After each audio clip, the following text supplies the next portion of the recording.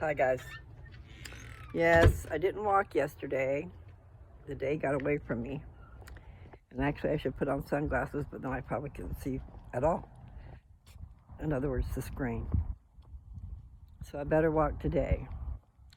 Tomorrow morning, I'm not exactly sure when surgery is, but I have to be there at 10 to 6.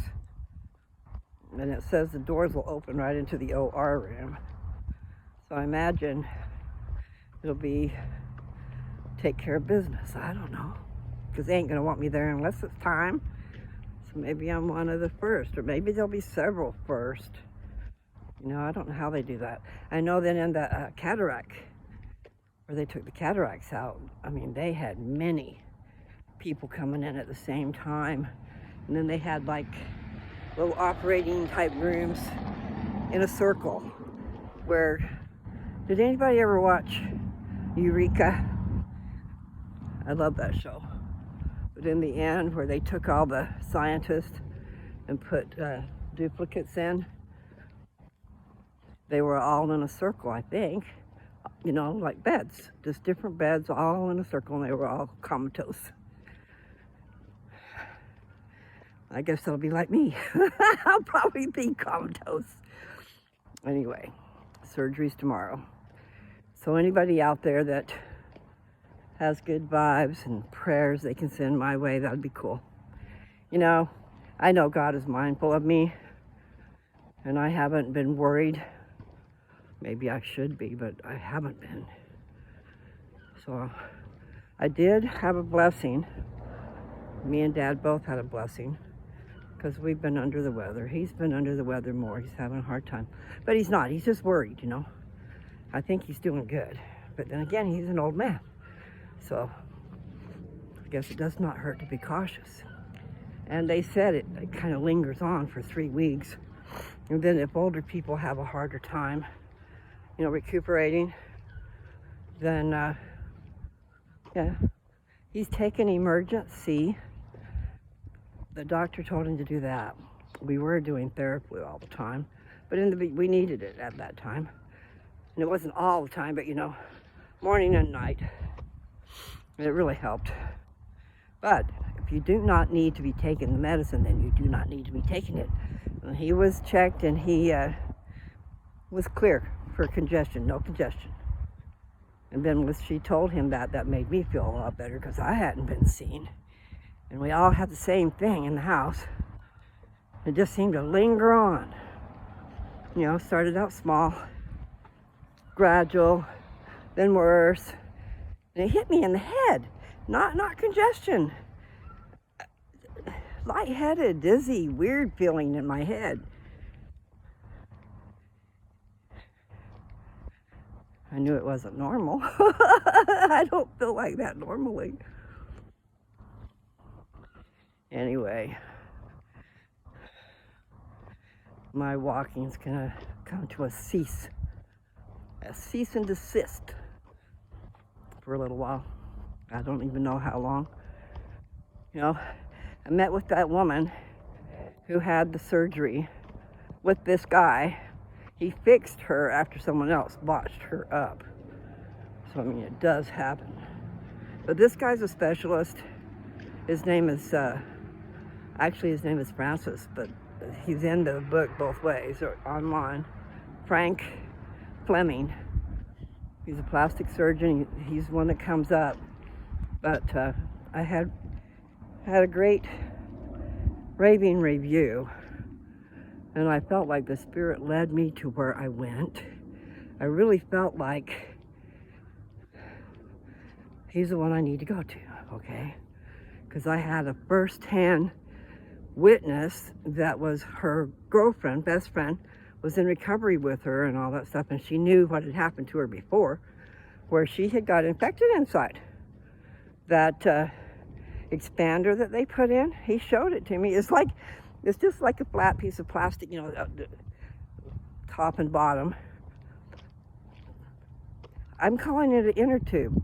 So I guess an inner tube without a circle in the middle.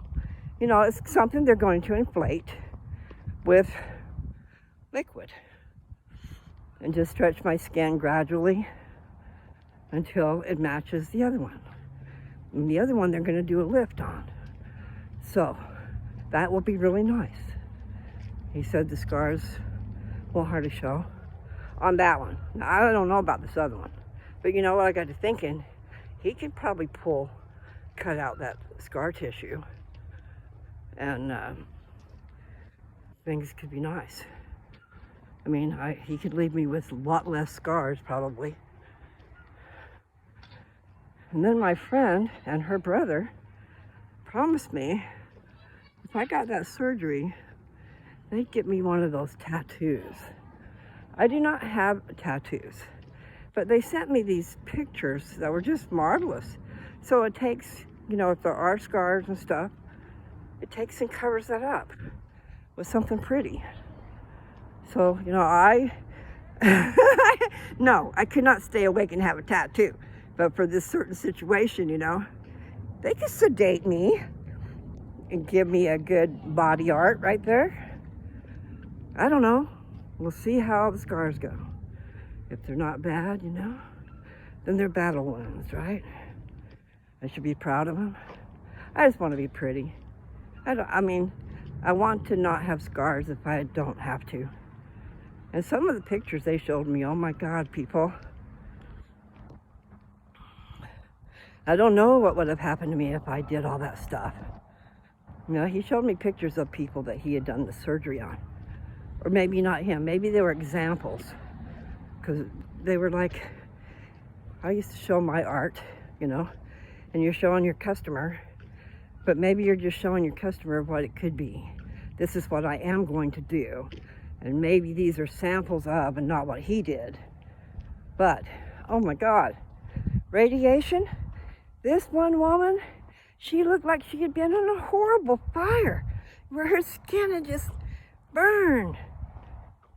And then she had, I mean, they put her something in the middle of that, but all of that burn is still there. Oh God, felt sorry for that person. And just think what they went through getting those scars. Fuck, I know, bad words. Oh geez, you know, this life is all over the TV, so please give me a break because I can't help myself. And I don't know how to edit very well. I'm just flying by the seat of my pants and hoping to communicate with everybody out there. I bet you they got a way to translate my language, and I know they have scripts because you can choose to read the script if you don't want to hear me. Probably, I'm not sure if it takes the hearing away or if it just adds it like the TV does when you want subtitles, but it'll give you the script. You can follow along. Yeah, it's pretty cool.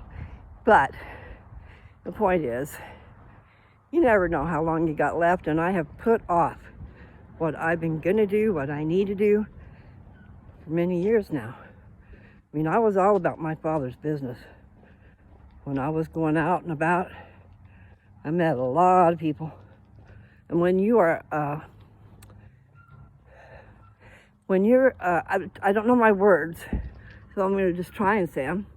When you're accepting that if someone comes into your path and the spirit moves you and things work and your conversation is great, you know, you have to go there. And I had that happen all the time. And then I had my papers too. I was preaching the gospel all the time. My daughter can confess that, or what is that? Witness that, because she definitely got mad at me for that. And I'm sorry, Jess. Sometimes we do get carried away doing other things and we forget. The most important people in your life are your children and your parents. And then your love. And then the children, you know, again, children, because I never had that all together. You know, wonderful, great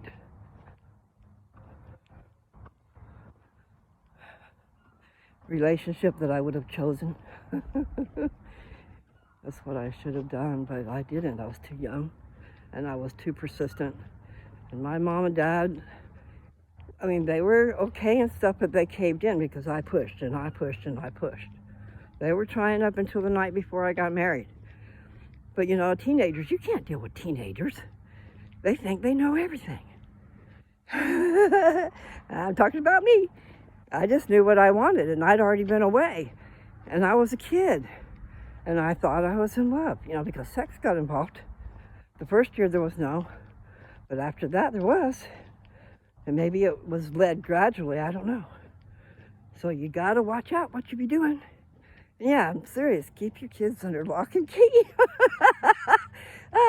Lock them in that cocoon. No. It is a good thing to a point, you know. It really is. There were just things that my mom and dad wouldn't let me do that I thought was silly. Like my boyfriend across the street, the guy I married. How silly. Anyway, they would ask me to go camping, not camping, but up the mountain to a river, somewhere in nature, to have family time on a Sunday. Mom and Dad would not allow. I think that was a little bad because the parents were going to be there, just going to a nature place, you know. There are times when you relent for the better cause. That would have been a nice memory. Maybe that would be more of a bonding thing. But there was too much tension and stress because of my boyfriend was across the street. So they sent me away because I got caught. I mean, they didn't catch me, but they knew. And my dad was waiting for me, Indian style on my bed, waiting for me after being with Jessica's dad. Anyway, yes, I've always been the villain, that girl. I am tenacious, is that the word? Tenacity, persistence. I have to look up that word tenacity, but I know it means something like that, persistence. Maybe it's obsessive persistence. I don't know. Kind of like that other word I looked up, lasciviousness.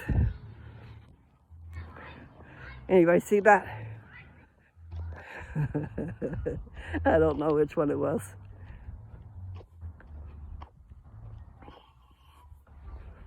That word fit exactly what I was talking about. I wasn't on a walk that day. I think I was on the back porch. There's just a lot of stuff in my head that I'd like to. I'm visiting with me too, you know, because I don't know what I'm saying or whatever. I just know I gotta walk, and it's nicer when I walk with you guys. And I need to create videos, so I figure, hey, I should, if I walk every day, but you know, I walked the other day and I did not make a video of me. What did I make a video of? I made a video of something. It was just a little one.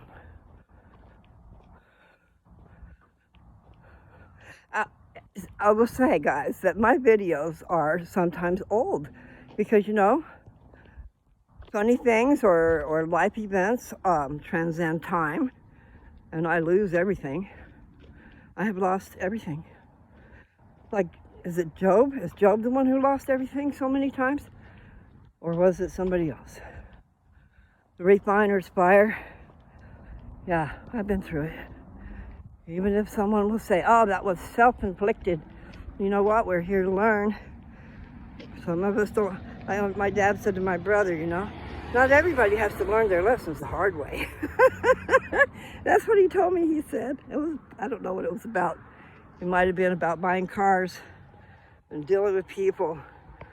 I don't know what it was about. But what did I say it was? Let's don't learn all of our lessons the hard way.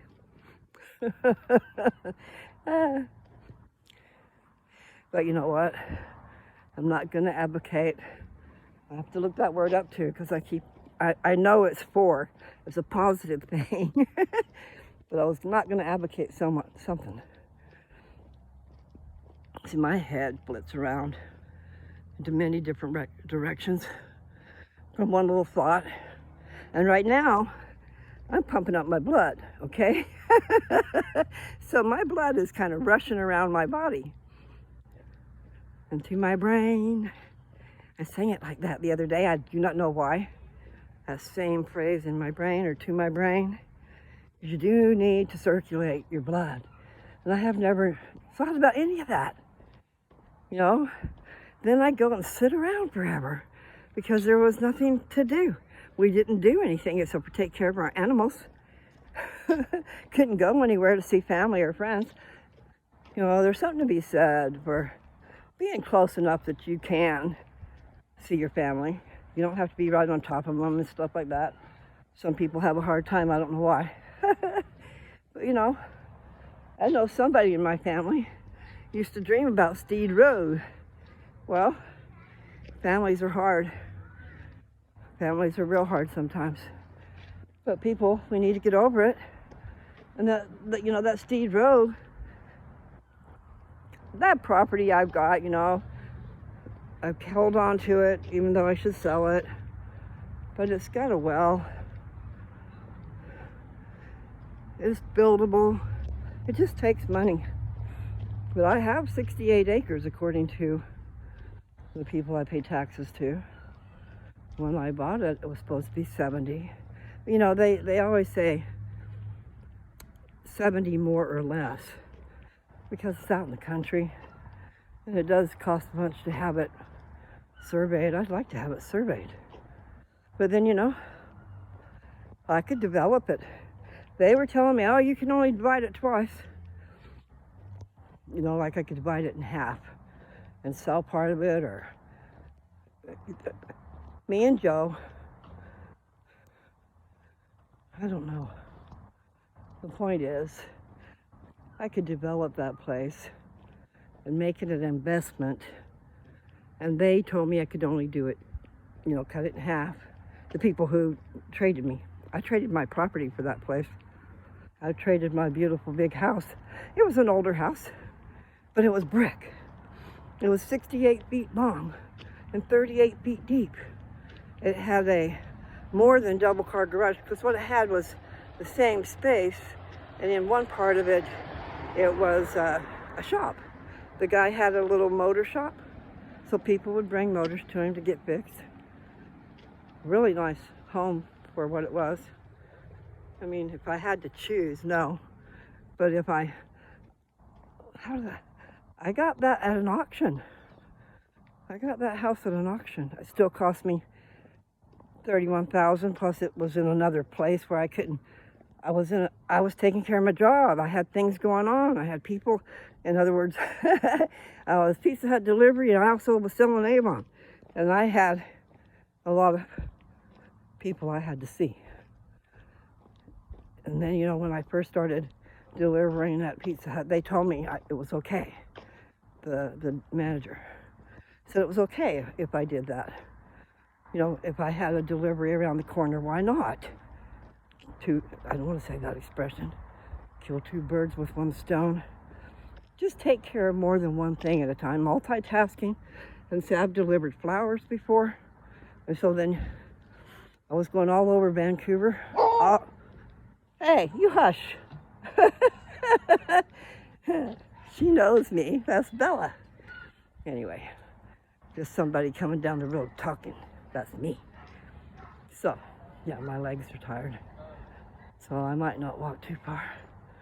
But I have to walk some. Yeah, my feet are feeling numb.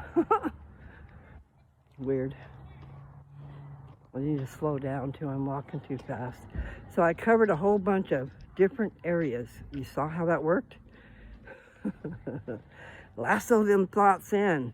You know, organize them and organize what you say. Well, no, that don't work.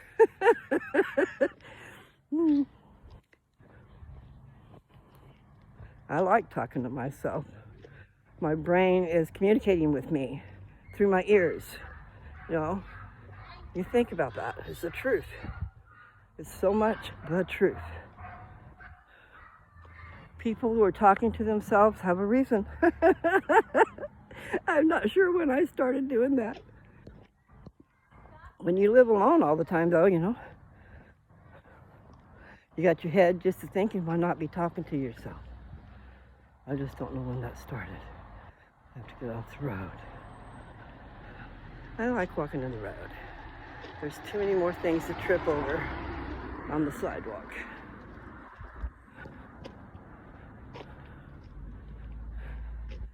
They're leaving. Tell your dad hi whenever he gets here. Probably didn't hear me.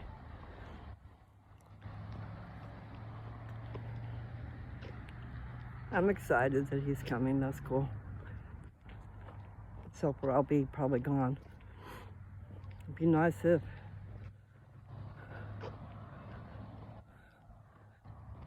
Dad needs some help.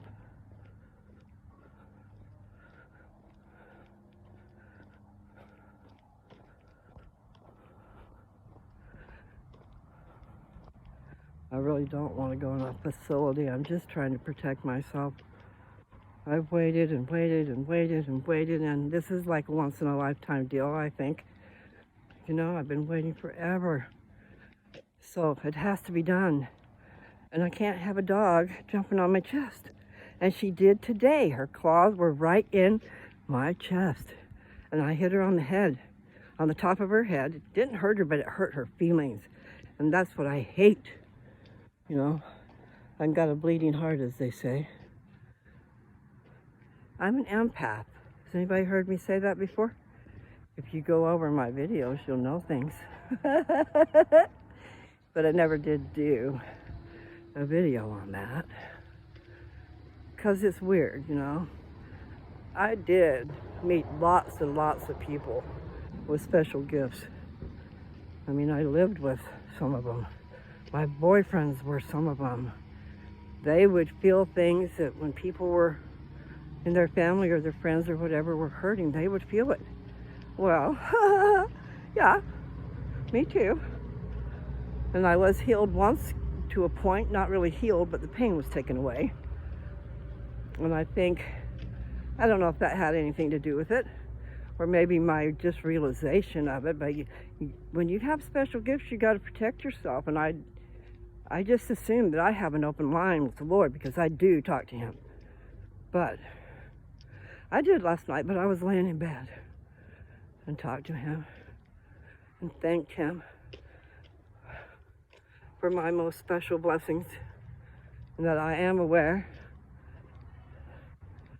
And I ask for the way to be opened, you know?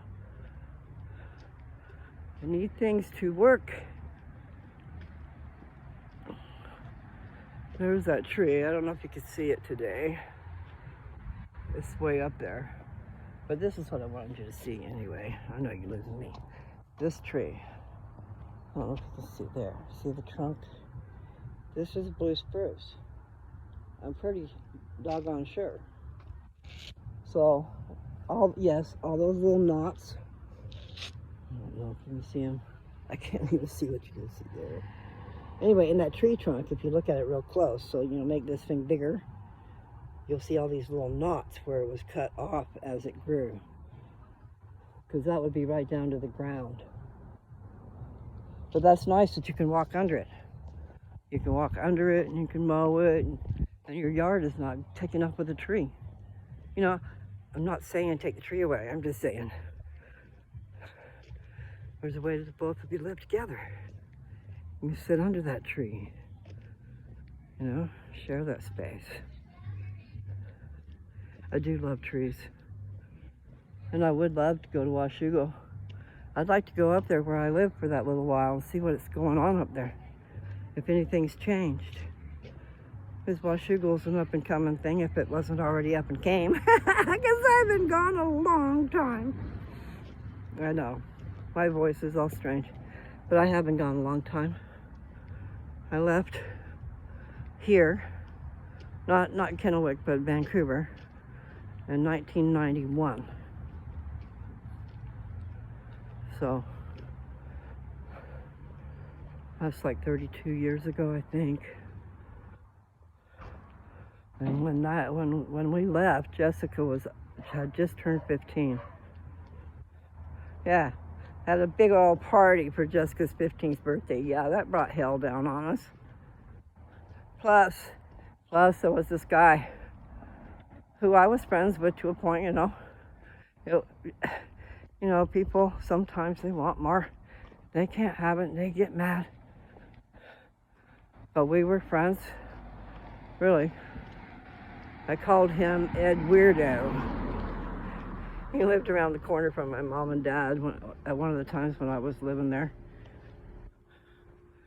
The time when I flew off a motorcycle on my first day trying to ride. Flew off a motorcycle and landed right into my chest.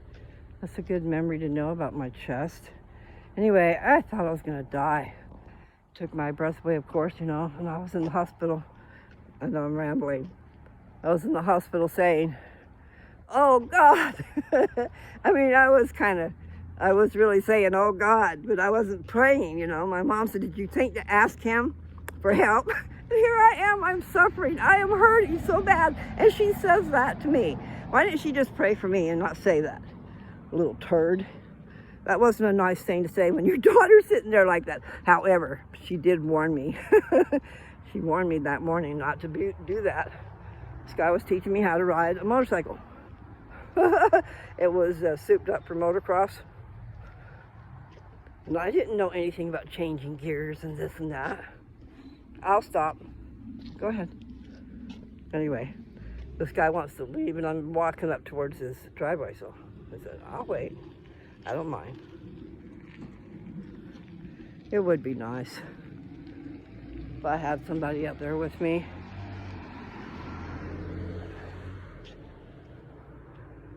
But really, it was just, okay. I gotta get there they want me like inside 10 minutes to 6.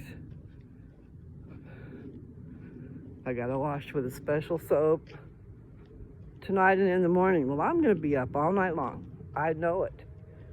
Because I'll be so worried about not getting there. But they did arrange so I can stay in the hospital. And then that way, it pre-qualifies me for extra help for the nursing facility. If I was an outpatient, they won't even consider it. And I pay the same either way. Well, let me tell you what's happening. I mean, I already told you in another video. But here's the thing. This woman let me know. I have worked here so many years. I'm not being mean, okay? I'm just putting a point out there, guys.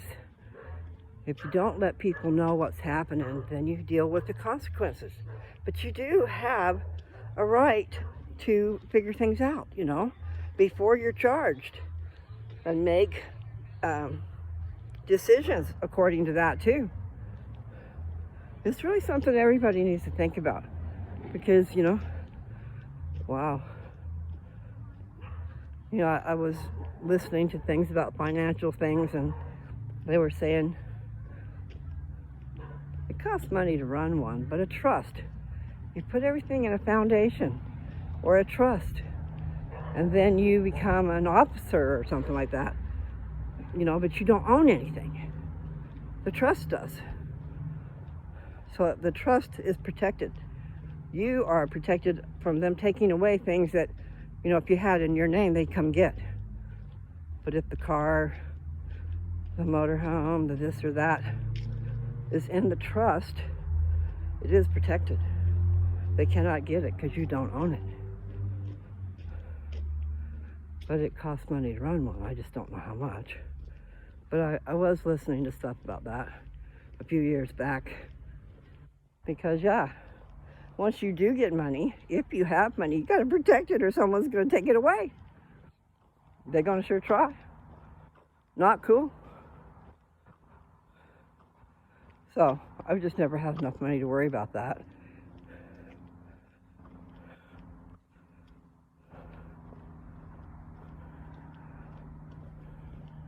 Anyway, I know I'm being quiet. I was just thinking about that. No, several years ago, I invested in, I don't know if you call it investing. I just took a chance, okay, on something that they said was going to happen sooner or later. And they were saying it was going to happen right away. Well, no, it didn't. I'm not sure how many years that is now. I gotta turn around.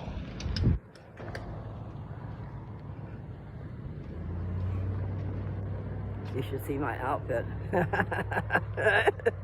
I didn't put on my outside pants. It feels good out here, but I have leggings on, and they're wild. And then I've got my black knee socks up. They go up past my knees, so I've got them folded down. So the bottom half of my leg is black. Top part is all squirrely. And then the top part, okay, the middle part was the one. I'll show you here. This is my top part, of course. I'll try not to drop this thing. See my legs? I don't know where, oh, I was covering up the camera. Okay, and then there's my socks, my shoes. Anyway, I look silly, but it feels good. I was asking her what I needed to bring, but see, they're expecting everybody to go home. So now they don't want me to bring anything there. And if I stay, I've got to have my stuff there. And Dad, I don't want him driving. You know, that the church is going to try to find me a ride. And they felt pretty sure they could do it. Somebody within a certain circle, and they live real close. If they're up that early, that's awful early, but still, I don't want Dad to get up and take me. And I just don't think he should really be driving anymore. But maybe he can. I just don't want to do that. Anyway, it will be done. So let it be written, so let it be done. That's from the Ten Commandments. The Pharaoh would say that. So let it be written, so let it be done. Well, there's a happening over there. Around the corner here, a couple, 3 houses down, there's a whole bunch of cars. They're like, they all parked in there, smushed. So nobody can really get out, I don't think, unless they do it in an order. Let's see if I can show it. I guess I could walk this way a little bit. I just never go past my little circle, but I'm wondering what's going on. A lot of people do. They have happenings where people come over and visit. You know, it looks to me too organized. So hopefully it's a happy thing. I hear happy music. Okay, that's a good thing.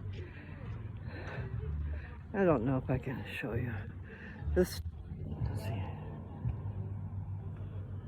Where does it start? Right there. Right there's where it starts, I think. Yeah, that truck. And then you go on up here. It's just interesting. Somebody's having a happy, I think, because I heard happy music.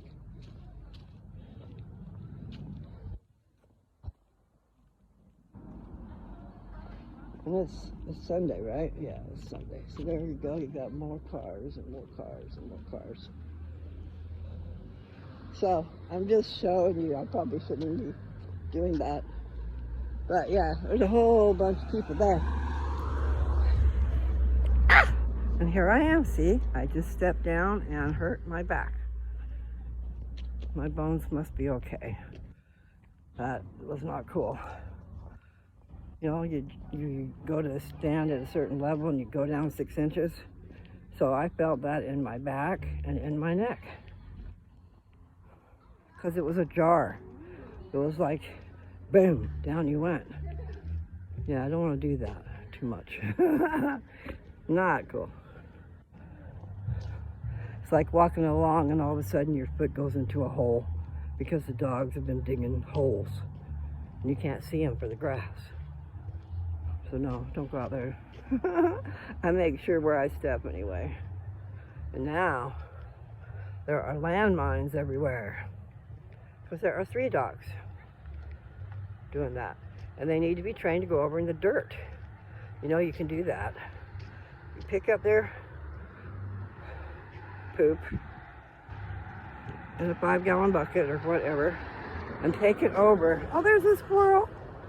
Take it over to the dirt. There's a whole big old place that's full of dirt. And they would go there because they go seeking it. And they know they can do it there because they keep doing it there. But if it's gotten up and put over in a different place, let me find that squirrel. He's already gone, I'm sure. There's his tail.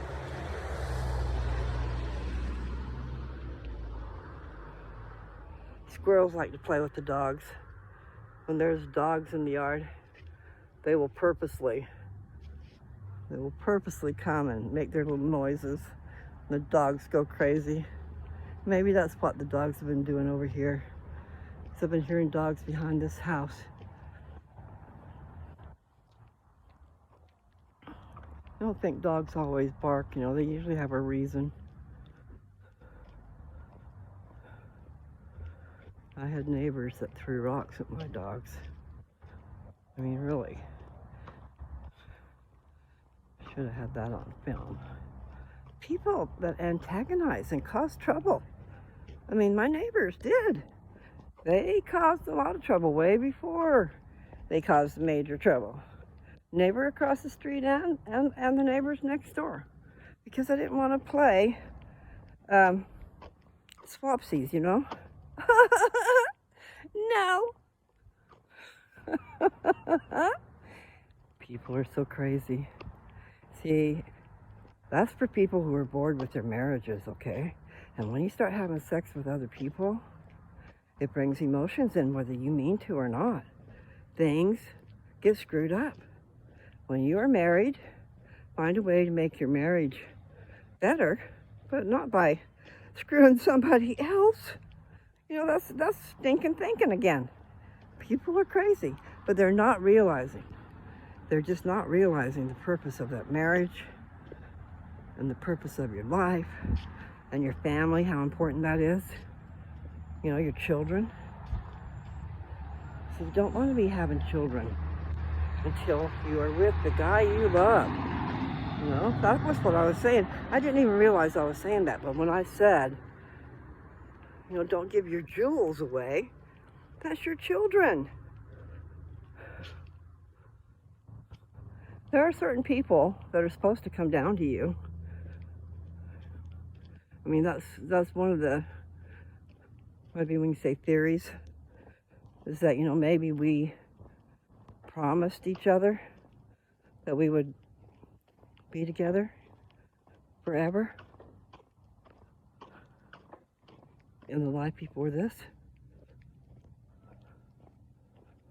And the powers that be have made it happen.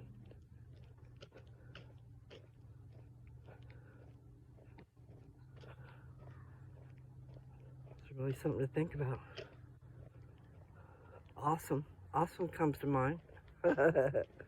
Anyway. I do need to walk. I sure hope I didn't hurt myself. You never know how brittle your bones are. I fell out of my trailer going down. I had so many things in my hand, and it was a trailer, and the stairs were steep, and it was just,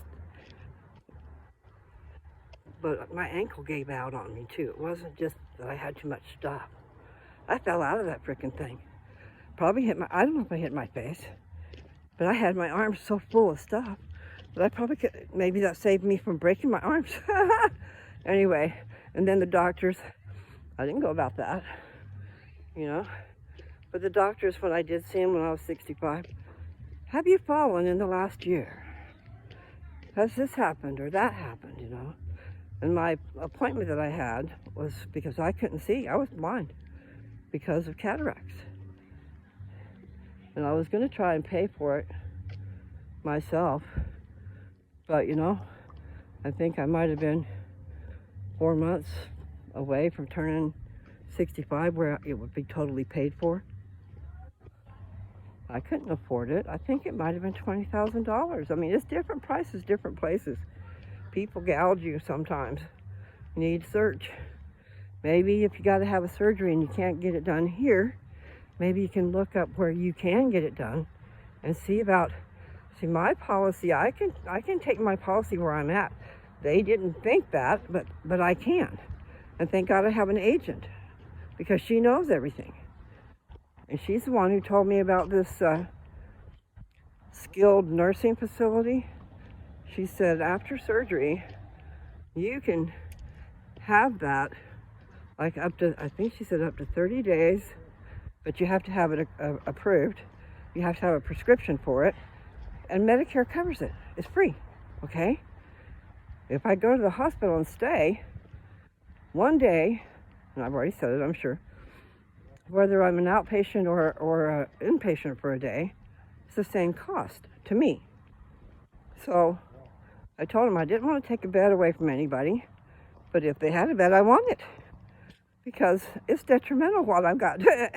They will not let me drive. Someone's going to have to pick me up.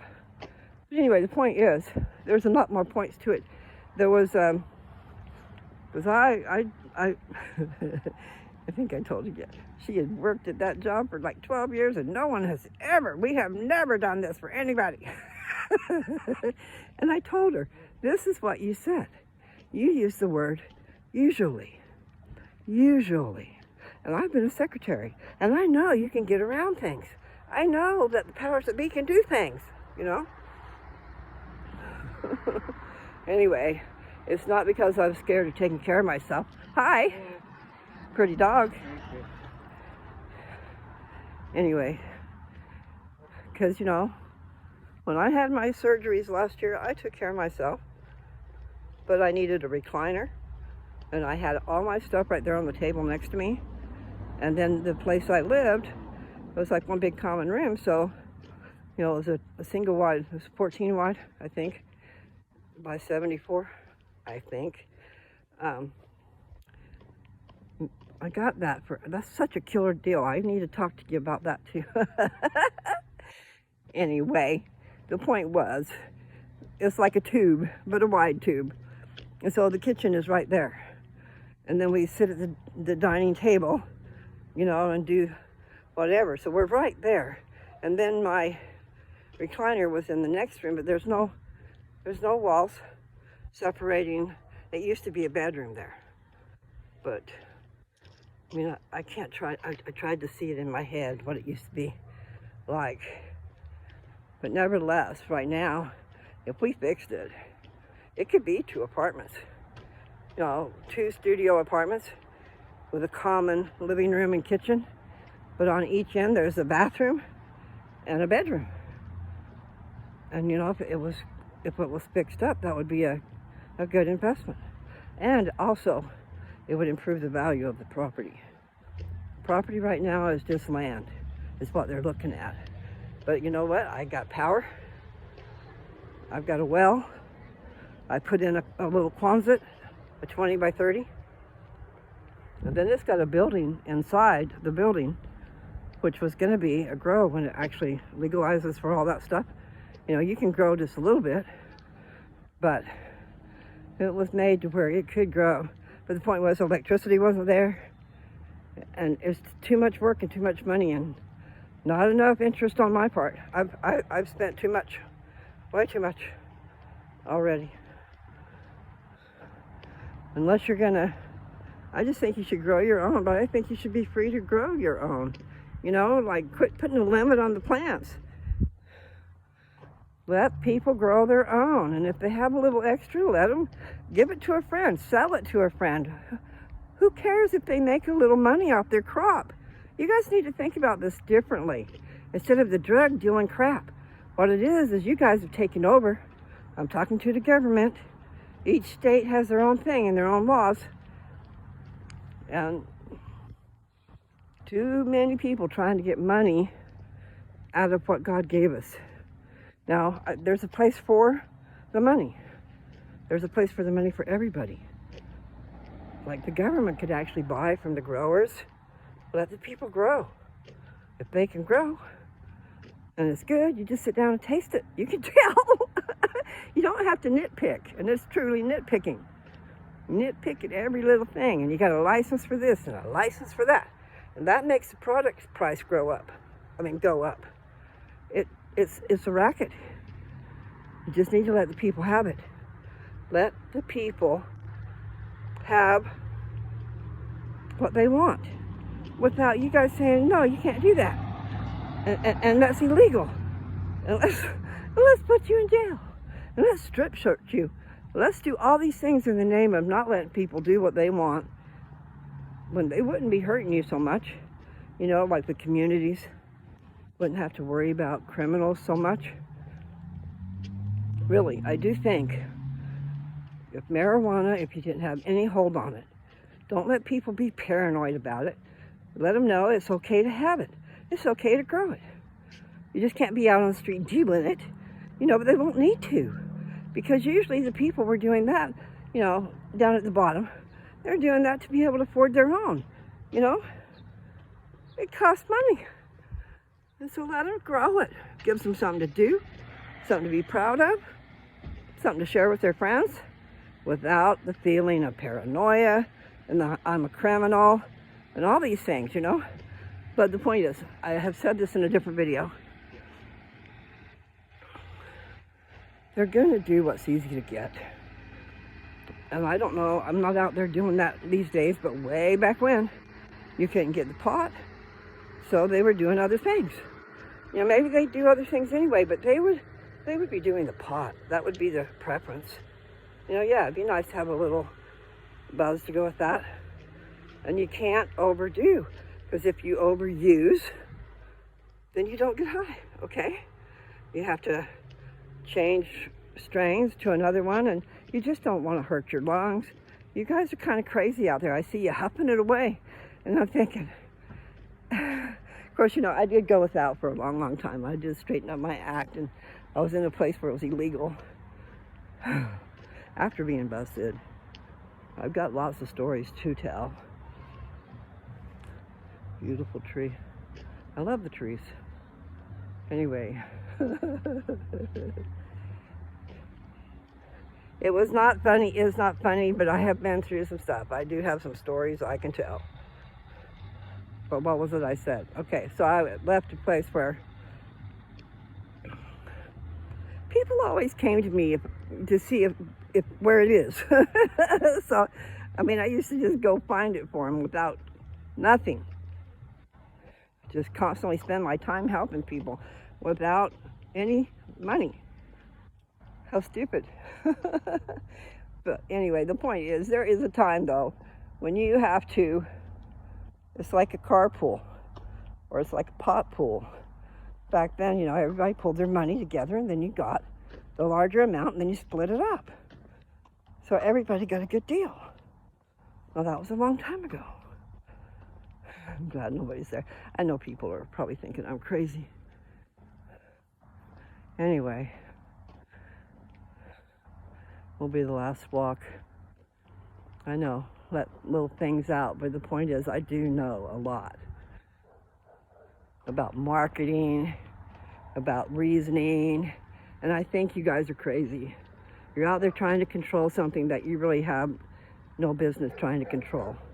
I do think that there's a place for the ones who want to just buy commercially, you know, to go to these people, the dispensaries.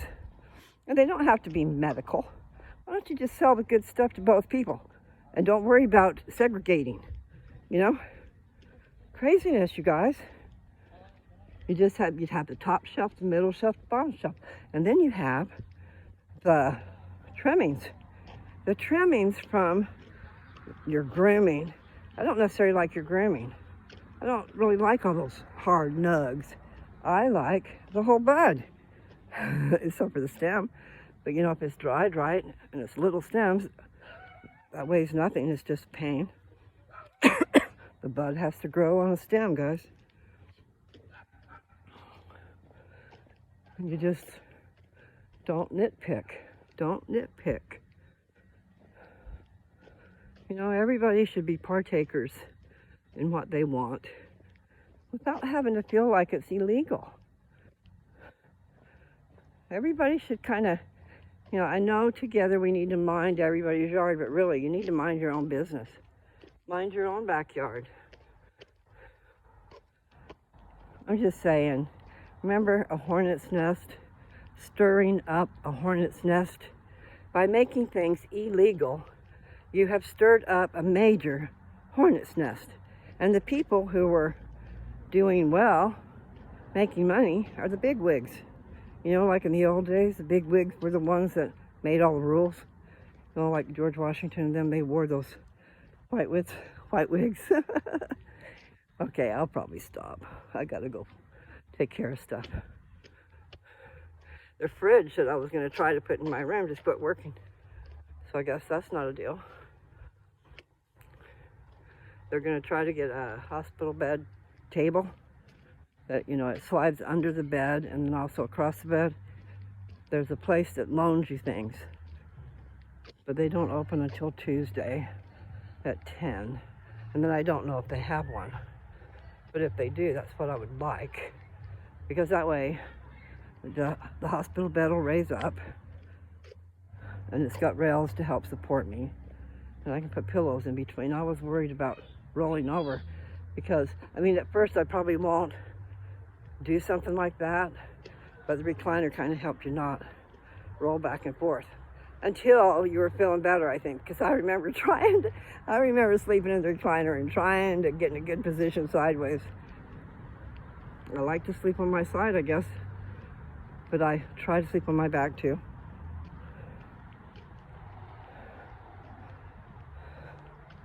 Okay, so this one came to mind. It's your thing. Do what you want to do. I can't tell you who to sock it to. I don't know why, but that was just, you know, it's your thing comes out a lot. Just hasn't been in a while. Yeah. I can feel my buttocks, my bones, actually, my frame. Okay, I'm gonna go up there and back and then I'll stop. Working up a storm here. Okay. Yeah, the trails of this conversation were interesting, weren't they? They lead into a lot of things which I did not cover. But those are thoughts for something that I can cover. Do I dare? I just want people to realize you can simply get into a fix. I mean, very easily. And you can be stupid enough to just walk right into it. I've got lots of stories I could tell.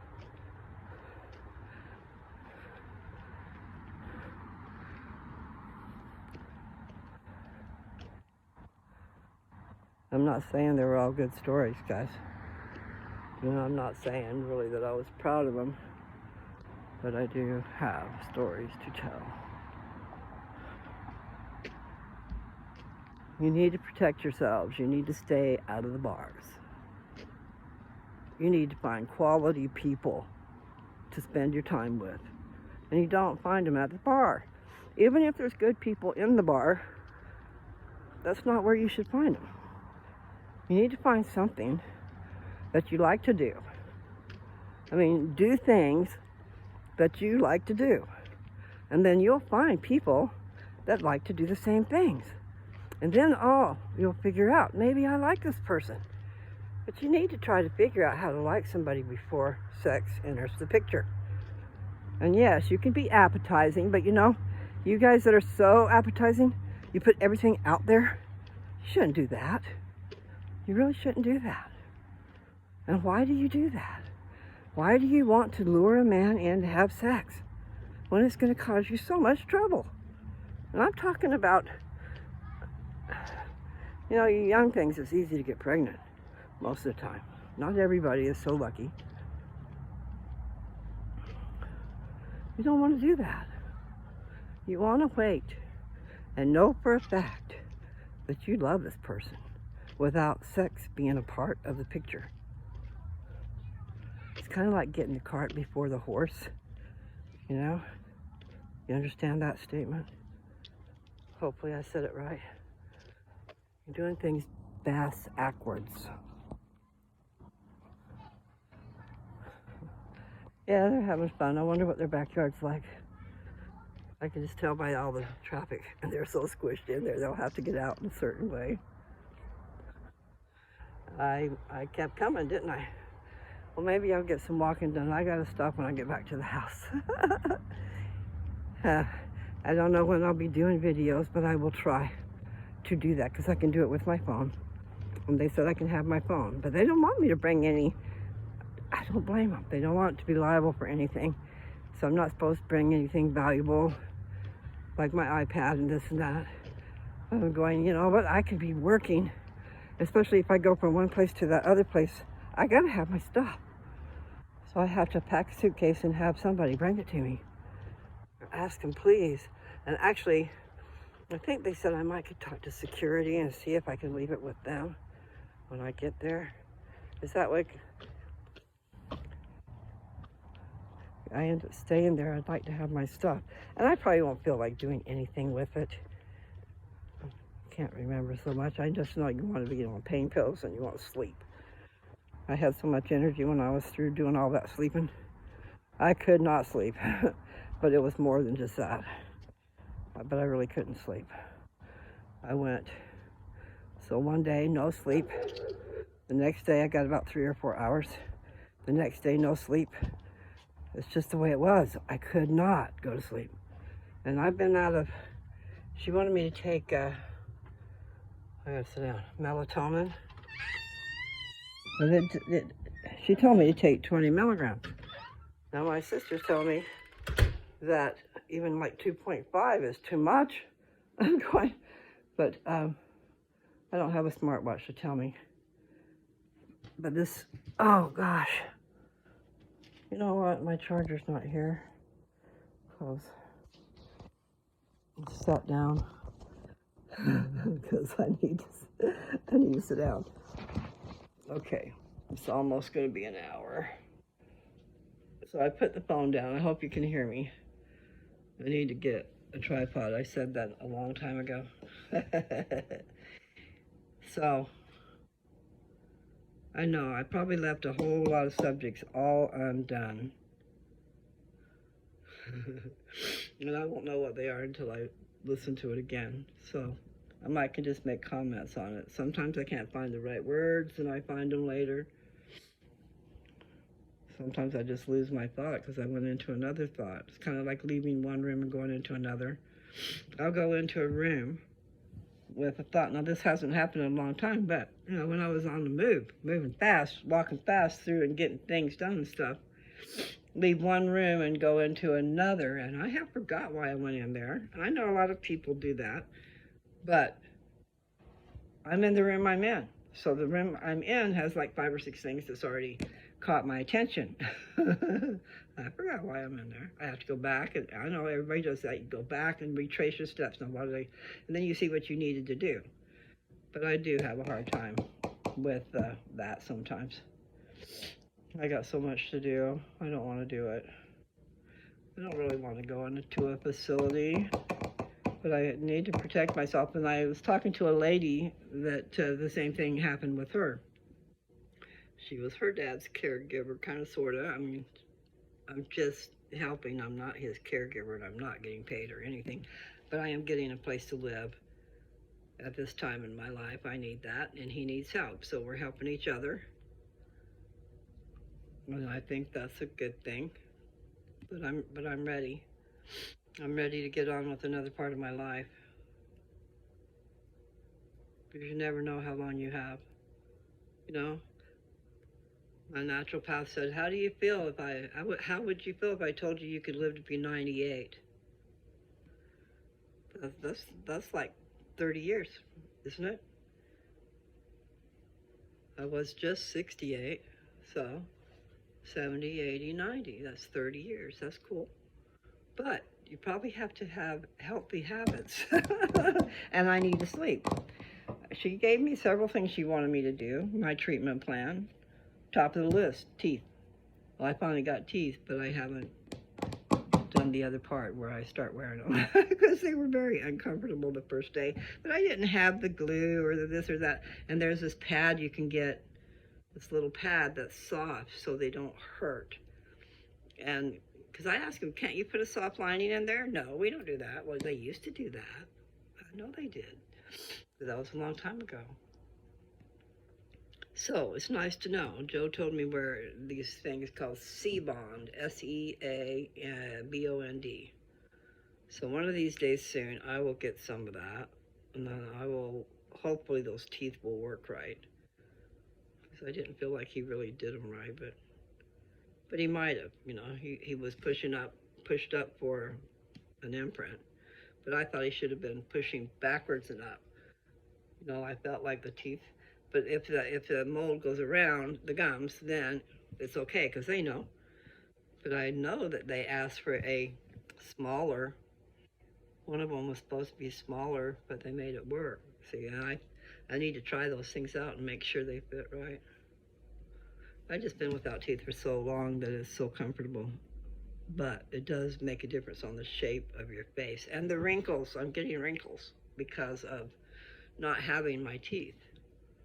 Need something to push out your skin. And it's not funny. I have a problem with laughing. I laugh at the wrong things. I laugh at the wrong time. When people get upset with you because they think you're laughing at them.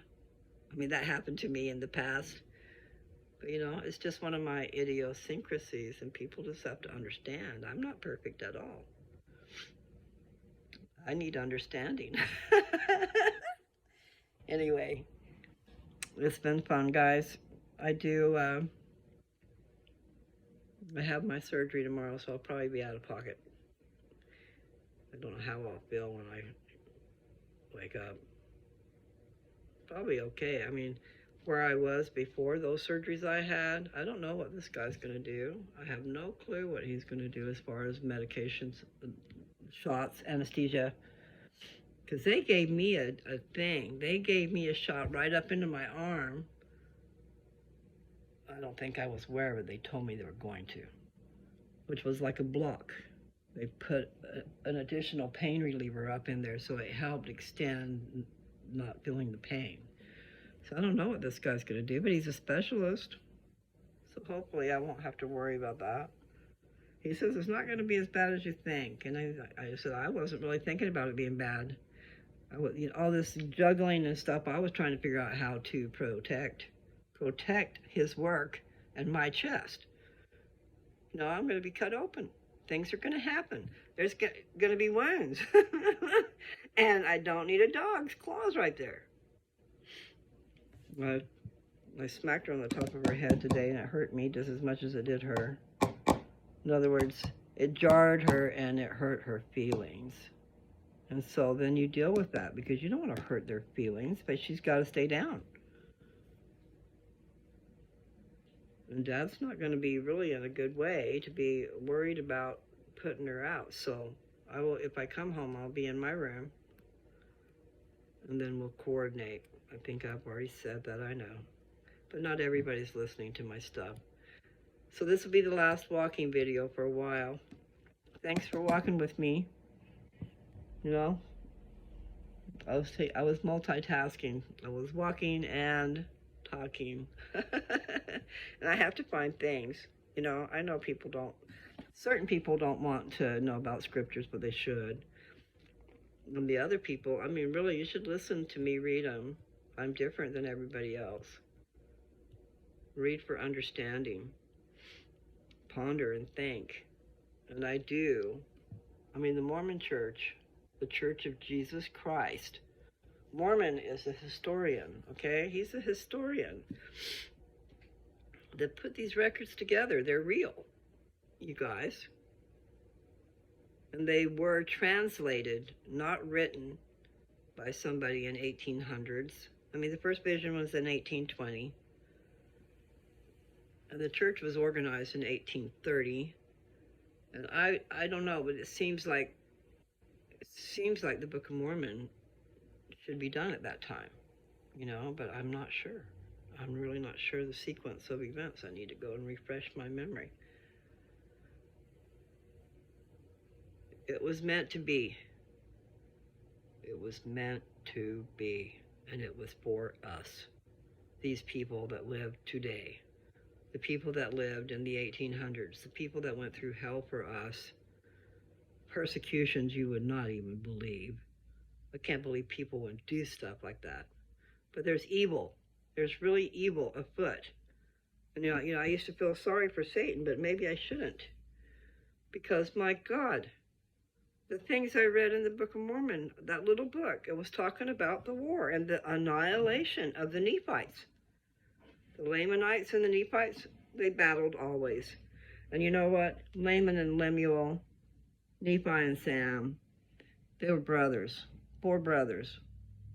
When they went to this wilderness, or they went to the promised land, and they always had contentions. They were not happy about leaving their wealth, going out into the middle of nowhere, and following this man who believed in God, and was telling everybody to repent, and they wanted to kill him. Can you relate, Jess? A little bit. I'm a crazy loon, but I know what I'm talking about, you guys. And you need to delve into it. And you need to find someone to teach you. And it is my calling in life to teach the Book of Mormon. So if you hear my message, you should pay attention. This is a once-in-a-lifetime deal. I'm being compelled to do what I'm doing. And I haven't been reading the scriptures in years, so I'm reading to myself too. I'm learning things. So we're learning together, but I've got all this other knowledge to go with it, okay? And contrary to some people out there believing, we believe in the Bible. It's just that we believe in it as far as it is translated correctly. And I think people can understand that sentiment, because one word changes the meaning of things. And then if you take evil, corrupt men, maybe like the Church of the Devil. That's a strong statement, but his church is established. Well, the fight between good and evil is a big deal. And I scatter, so I left my subject. The point is, you need to delve in. You need to understand there's a reason you're here. And actually, the most valiant spirits were saved for last, for this big battle. And we're not talking, a spiritual battle is not necessarily with weapons. They're using other kinds of weapons, like sex. Yeah, let's get everybody all confused and lost in all this crap when they're not paying attention to the real stuff. You guys, life has meaning. And you need to get about your Father's business. So the first thing you got to do is learn about your father and your mother. But see, you won't learn about your mother. He's protecting her, but she's there. You have a father and a mother in heaven that love you. And they did not put you here and punish you. You chose to come here. And you also, sometimes, maybe not always, but I believe the possibility anyway is that you chose the family that you came into. I don't know how that all works. If you ever get a chance to read a book called Added Upon, it's not in print, so you'd have to find it as used. But if you can find that book, that's a good book. I want to read that book. I don't know if they'd have it on Audible. Added Upon. It is a fictional book, and it follows these people from the pre-existence, the spirits, to this life and the different things they did in this life. And here I am. I've been walking with these glasses on. Anyway, the point is, it covers some fictional possibilities, but theories of truth. You have a pre-existence, and then maybe there was a certain group of people, or, you have certain friends, and you want to see each other through this life. This life. So you have the pre-existence and you have this life. And then we're going to have the millennial existence. But this existence is real important. And that's the point I'm trying to get at. Book of Mormon is a very great book. And it is here for us. And people went through a lot to get it here. Really, if you could only know. See, I talked to you guys about this series. This one is about Jesus, okay? But there's another one, and I forget how many volumes. 7 pops to mind, but I bet there's more. The Work and the Glory. The Work and the Glory. That's a fictional, but not fictional. It covers facts in a fictional way. It puts you there. Gerald One is the same one who did that. He did that one before this one, I think. I love them both.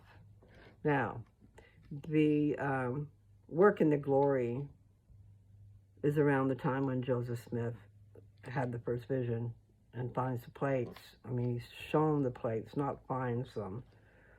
And then the struggles that he had. Anyway, that is, I'll have to look, but I think it might just be 7 volumes. But it puts you right there. It puts you right in the middle of it. He does such a good job. But, I used the word before, atrocities. I can't believe how evil people can be. But, you know, Satan gets in them. And they're drinking. And I'm not talking to anybody out there here now. I'm talking about what really, you know, the wild, wild west. What'd they do?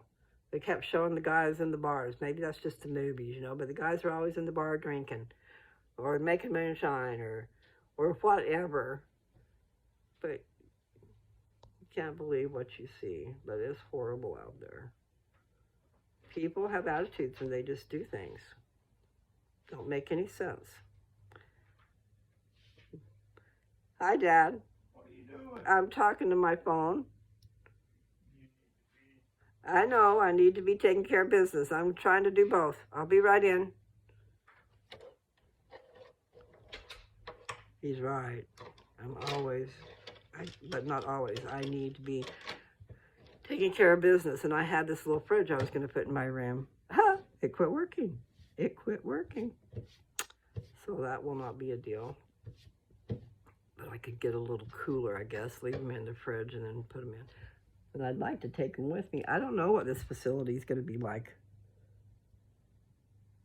I mean, I might not be able to get in there. But the doctor told me there's a whole team of people that can help me get it figured out. But in order to get into the facility, I had to stay in the hospital. See? So that's why he did that. Because I was explaining the situation here. And it's not that I'm worried. I took care of myself both times I had surgery. But it's different when you got a dog that wants to jump on your chest. She jumped right.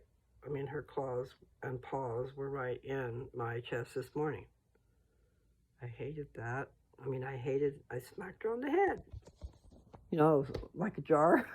She looked at me like, anyway, made me feel bad. I just try to tell her, you know, they can understand a lot of the things you say. But I need to try and talk to her, tell her. I think she kind of knows. She's been staying outside. I feel bad. I really do. I feel bad about a lot of things. But now I need to go in and take care of figuring out. I just don't know what to figure out. I've got to pack a suitcase. But do I pack for... I don't know what it's going to be like. I should be calling to find out. But it is the weekend. It is Sunday. I'll be in the hospital all day tomorrow and tomorrow night. Tuesday morning I'll be leaving. And if I didn't have to worry about Daphne, I would just come home because I'd like to be home. But you know, when you're the one that usually gets up and goes and do stuff, then you're going to try to do that. You can't do that either. I'm not very disciplined. And then you act on what your thoughts are. It's like sometimes you have a thought and you're up and doing it before you even thought about it. You thought about it, but you didn't really think about it. Anyway, guys, I do have to stop. And I got interrupted, so I don't know what I was saying. If there's anything I left undone, then I'll try to put something about it in the comments. A lot of times the comments are from me, because I've forgotten something. So here's one thing. If you're a praying person, pray for me, that everything will go great. And everything that will work out great. Like I'll get a ride to the hospital and a ride home. Or a ride to that. I don't know if I have to have a ride to the other facility. But the church is really good about helping their people. And so, I mean, the guys that gave me a blessing last night said, one of them, somebody, not, I mean, their wives or them or somebody. I just want to make sure they're up that early, but they are right around the corner. So it's better than somebody having to come clear over here and run me clear out there, you know. Anyway, it's nice to have a network of people that will help. Okay? Yes, I know. I don't love you deeply, but I do know that we are brothers and sisters, and I do love you in that way. And I just want to share.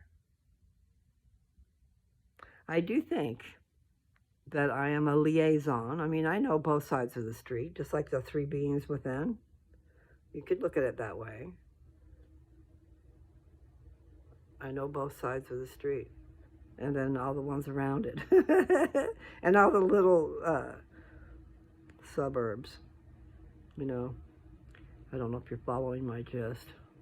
Trails, lots of trails. Experiences that give you knowledge.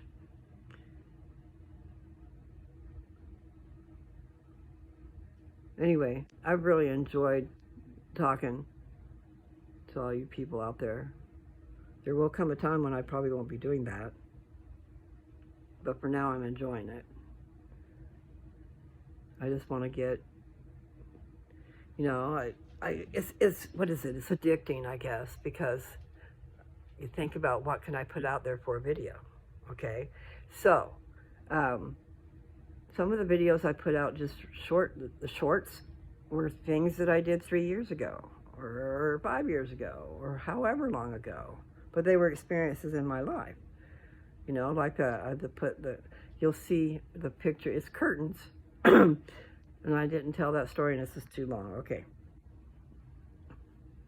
I was blessed. God blessed me. And I got a trailer for $2,200 that was pretty close. I mean, as the crow flies, really close. I'm 4 miles from Highway 14, and it was in about 3 miles on the other side. Or 2 miles, I don't know how far, but it was in. There was a trailer that had been just not used for a long time. Well, and I needed space. I was living in a little space, you know, and really it's hard to live in a small space. But the guy I was buying hay from, he had heavy equipment. He had big tractors and stuff. And we were friends. I bought hay from him and we visited and stuff. And so I found this trailer. And Joe would not let me go look at it, would not do anything unless I had a way to get it there. Okay. So I called him.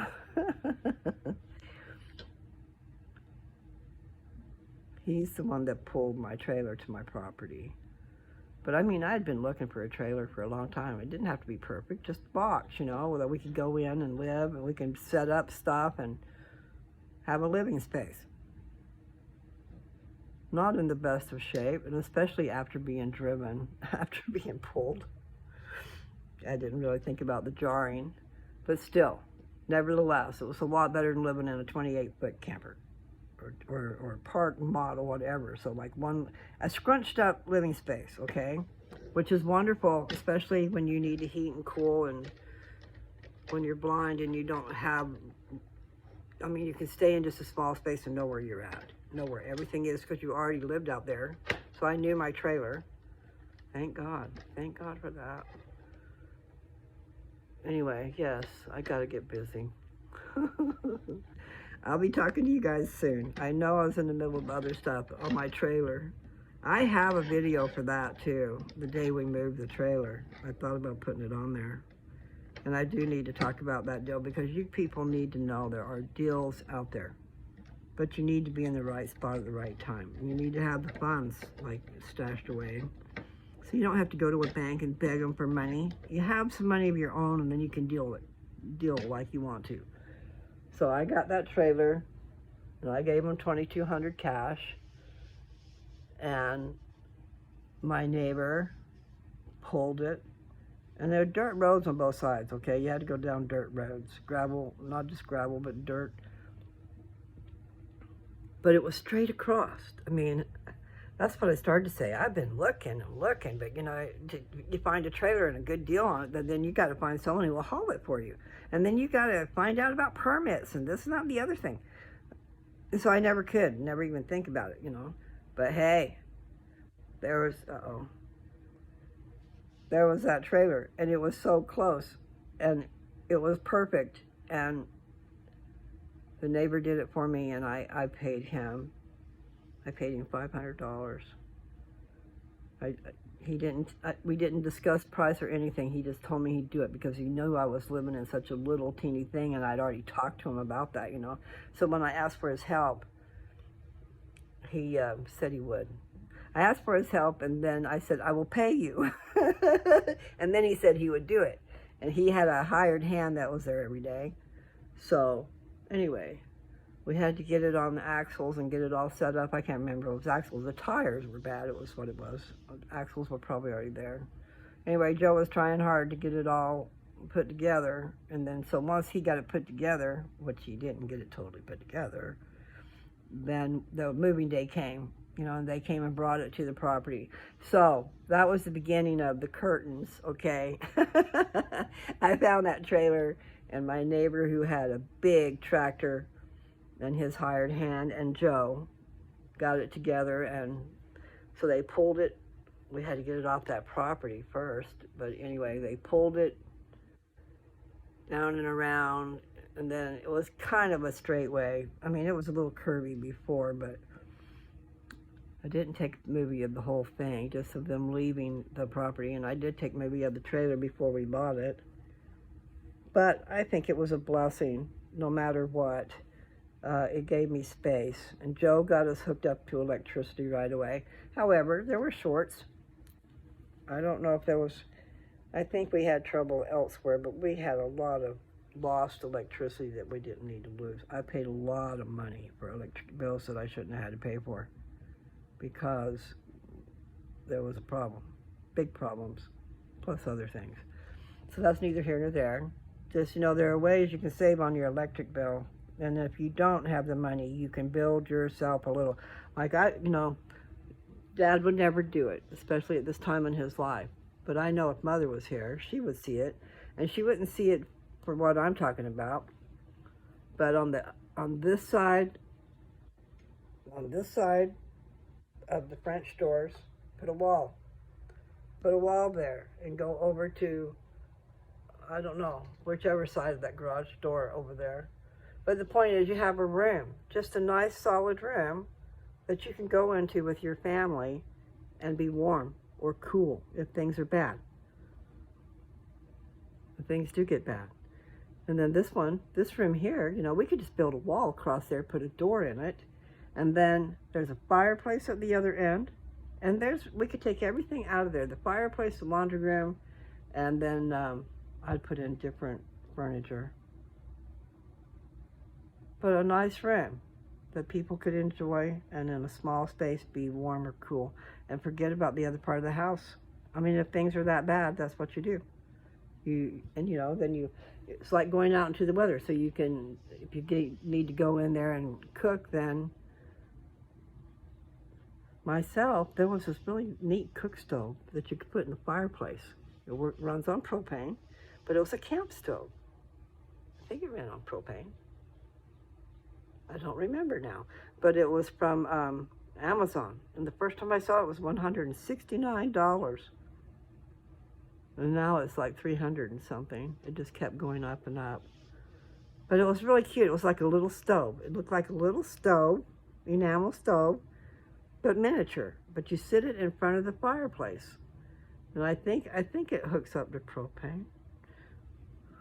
Yeah. So you can just turn it on, but it's a little flame, so you can do your cooking and your warming and all this stuff in a small space. And see, that could take the place there of the fireplace. So that could heat up the room, because the fireplace doesn't work. Dad's got a problem with that, and he didn't want to fix anything, but I do. I think that would be a perfect idea. That would be a great living space. Common room where you could go and at least be cool and watch a movie. You don't have to live there, stay there, but And then you have to learn to wear clothes, guys. I went to bed with a hoodie on. It's cinched around my face. I got pictures of that, I bet. Yeah. Sweatpants and a hoodie. And socks on your feet. You don't go to bed naked. I was at Jesse's last Christmas. Seems so long ago. Surely it was last Christmas. I know it was.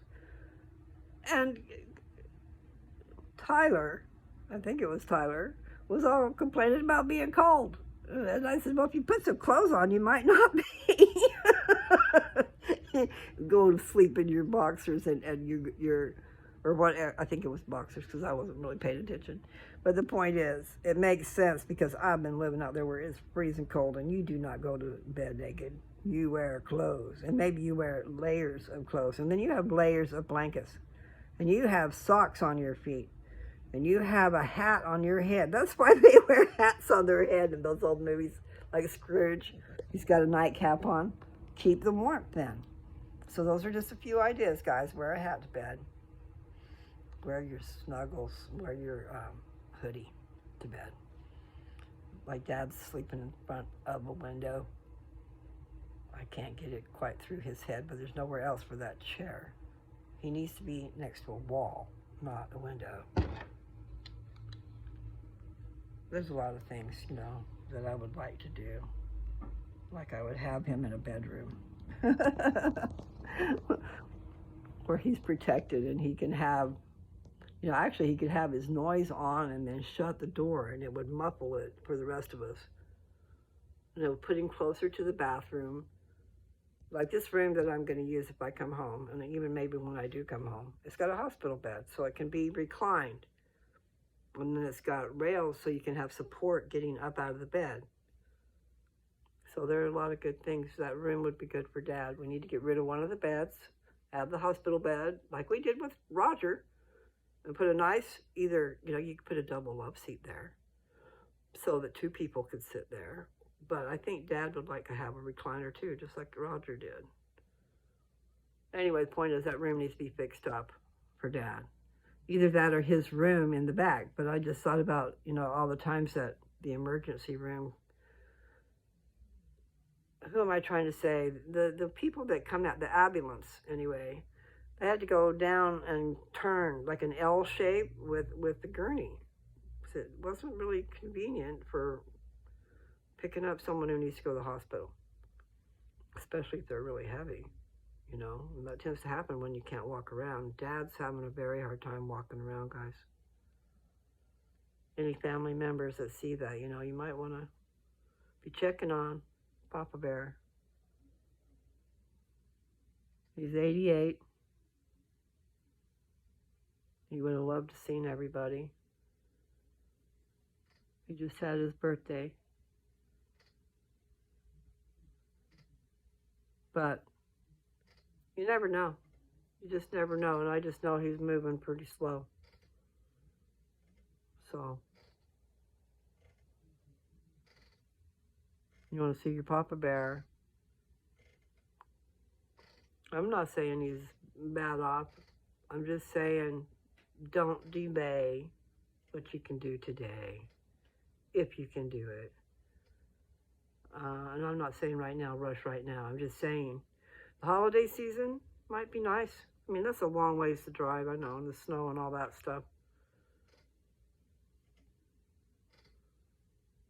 And actually, I have an iPad, you know, we can do kind of like Skyping, but no, just Facebook. You know, we can do the movie, and then I can do it on my iPad and let Dad use it. I think he even said that. He needs his own iPad. Because then he could look at the scriptures a lot easier, like I'm doing. It makes it, you can make them big, too. So it's not so hard. He's all crunched over down there trying to read them scriptures out of his Bible, and I just don't know how he does it. So yeah, we should do that. I should help him do that. Because an iPad is a trip. Opens up the world. Like my daughter said, the phone. She was so happy when I got an iPhone. She says, it's opening up the world. Little did I know. Yeah, it does. It opens up the world. So, I guess I gotta go. You guys take care, okay? I'll be back someday. I'll be hanging out because I'm going to have my stuff wherever I'm at, but I don't know what's going to happen. So take care.